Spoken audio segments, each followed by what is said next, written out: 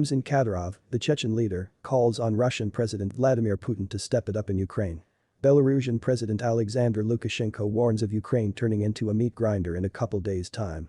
Putin himself asks his defense minister and chief of general staff on the occasion of Special Forces Day to put his strategic forces, read nuclear weapons, in the popularity of combat readiness. Russian opposition determined in exile Mikhail Khodorkovsky by Instagram implores Russians in opposition to the history of these feedback to take to the streets. They are taking to the streets, however they get pushed again or arrested almost as shortly as they come out. Protests are illegal. Police are out in numbers searching for rule breakers. According to reports, 1,500 had been arrested throughout Russia with the aid of Sunset on Sunday. One girl in Yekaterinburg stated she had taken to the streets due to the fact she was once so upset.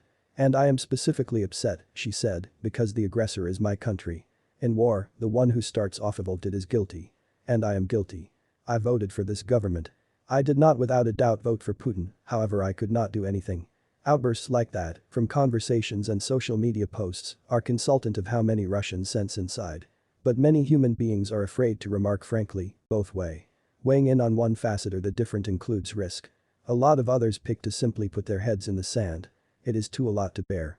Social media, for now, is the discussion board of preference for commentary. The Gorbachev Foundation put out an assertion that read, in part, "We declare the want for an early cessation of conflict and the instant begin of peace negotiations. There is and can't be something greater treasured in the world than human lives. Only negotiations and communicate based totally on mutual admire and consideration of hobbies are the solely feasible way to unravel the most acute contradictions and problems. The language of the man who delivered us glasnost ought to have a lot greater to say than that." Even whilst inviting the Ukrainians to discuss in Belarus, Belarusian President Alexander Lukashenko endured with harsh rhetoric.